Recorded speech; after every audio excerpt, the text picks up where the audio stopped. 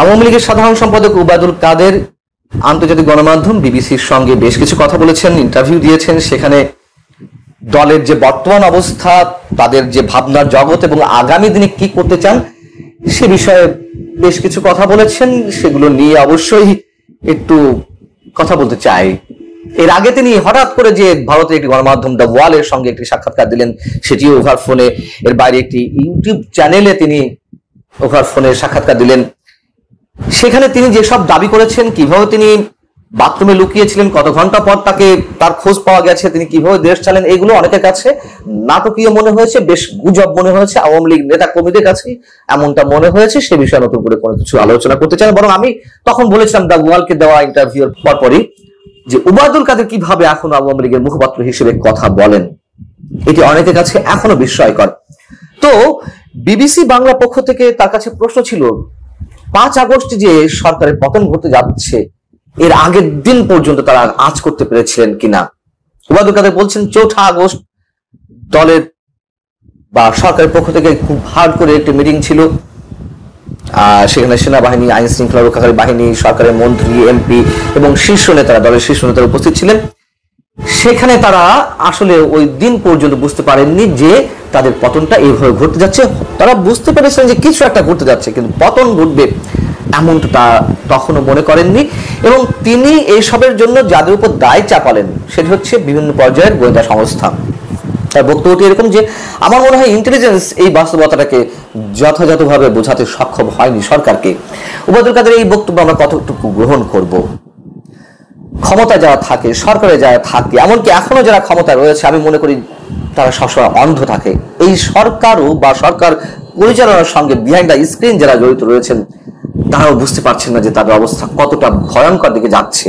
আওয়ামী লীগও তেমন বুঝতে পারেনি, এটি একান্ত আমার বিশ্বাস। আমি একটা উদাহরণ দিয়ে বলি আওয়ামী লীগের ক্ষেত্রেই।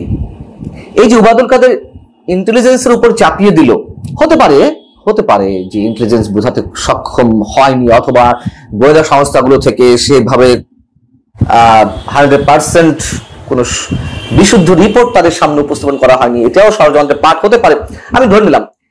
কিন্তু বাস্তবতা হচ্ছে, যেটি বলছিলাম, শেখ হাসিনার অহংকার, আত্মবিশ্বাস এমন জায়গায় পৌঁছেছিল যে তিনি যা মনে করেন সেটাই সঠিক, এর বাইরে আর কিছু হতে পারে না।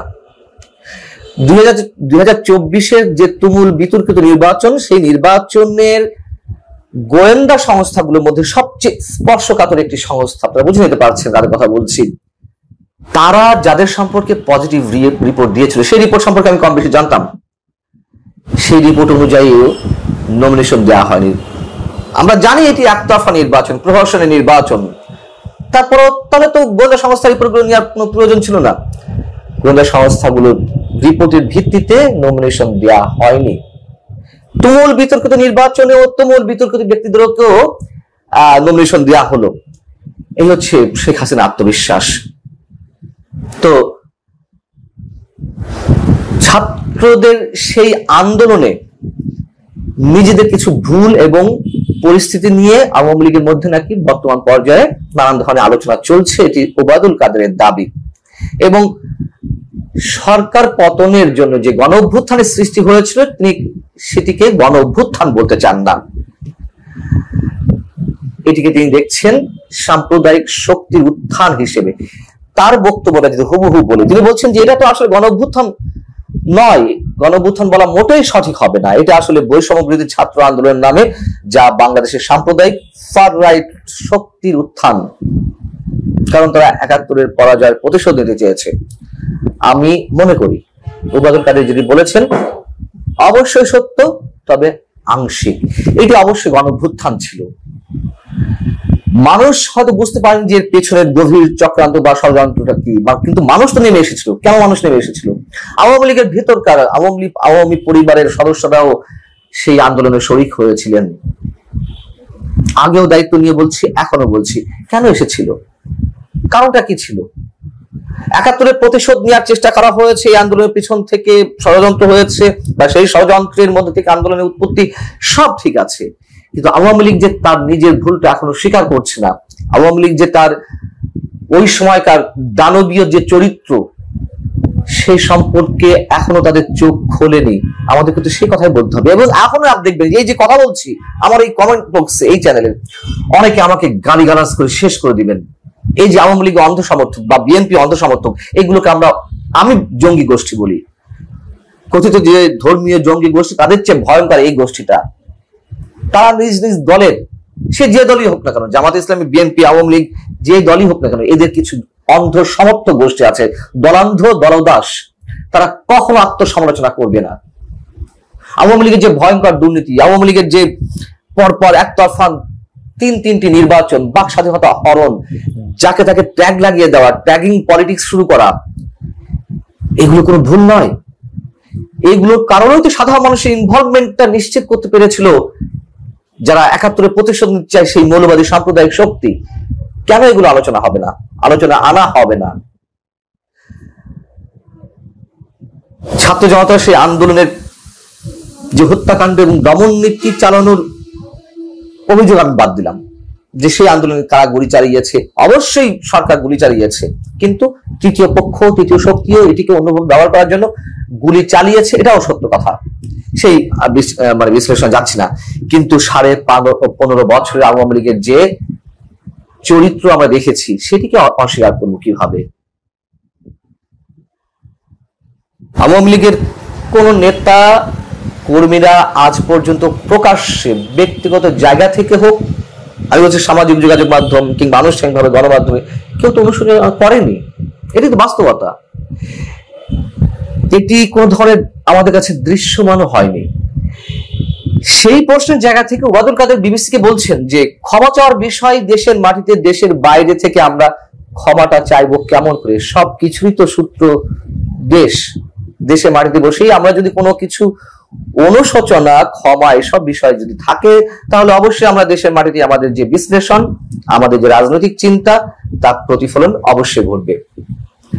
মানে কতটা এখনো পর্যন্ত ভুলের জায়গায় আছে আওয়ামী লীগ? কি হয়, আমি ধরে নিলাম যে ছাত্র জনতা আন্দোলনে আপনারা ভুল করেছেন, দরকার নেই, কথা বলছি, যদি সেটিও ভুল না বলেন, আপনারা বলেন যে ভুল আছে।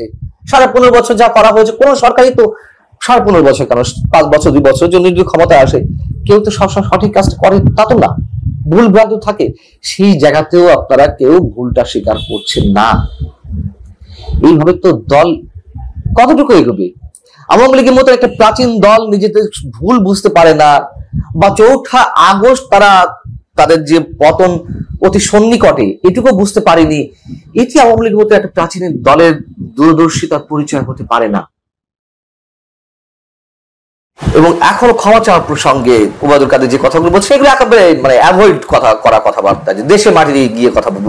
আরে অনুশোচনা করেন, ভুল হলে ক্ষমা চান, সমস্যা কি? তাহলে তো মানুষ জাগতে পারে আপনাদের পক্ষে। এবং আওয়ামী লীগের যে নেতা কর্মীরা রয়েছে, তারাও তো ফেড আপ। এবং এই যে ওবায়দুল কাদেরকে নিয়ে কথা বলছে, তিনি যে এখনো পর্যন্ত আওয়ামী লীগের মুখপাত্র হিসেবে, সাধারণ সম্পাদক হিসেবে কথা বলছেন, এতেও আওয়ামী লীগের অধিকাংশ, ওই যে বললাম দলান্ধ দলদাস ছাড়া কিছু এই টাইপের ব্যক্তি আছেন যারা জঙ্গি গোষ্ঠীর মতো মনে হয় আমার কাছে, সাধারণ যারা নেতা কর্মী, তারাও তো হতবাক যে এই ওবায়দুল কাদের যেভাবে এই আন্দোলনের স্ফুলিঙ্গে ছড়িয়ে দিয়েছেন তার বক্তব্যের মাধ্যমে, সেই ওবায়দুল কাদের এখনো পর্যন্ত আওয়ামী লীগের মুখপাত্র হিসেবে কথা বলে কিভাবে? এবং গত 10 মাসে আমরা শুনছিলাম যে গত 10 মাসে 5 আগস্ট পর থেকে আওয়ামী লীগ তার নিজের ভুল ভ্রান্তি তারা চর্চা করার চেষ্টা করছে, নিজেরা বিশ্লেষণ করার চেষ্টা করছেন, কি করা যায়, কি করতে হবে। তো প্রমাণ তো হলো যে ওবায়দুল কাদের এখনো সেই দলের সাধারণ সম্পাদক হিসেবে কথা বলছেন। তিনি নিজে দাবি করেছেন 3 বছরের জন্য তিনি নির্বাচিত হয়েছেন সর্বশেষবার, এবং সম্ভবত আগামী ডিসেম্বর পর্যন্ত তার মেয়াদ আছে। তিনি কথা বলে যাবেন। আওয়ামী লীগ কোন পর্যায়ে গোছানো হলো তার সাংগঠনিক ভিত্তি, অবশ্যই অনেক বড় প্রশ্ন। ভালো থাকুন সবাই।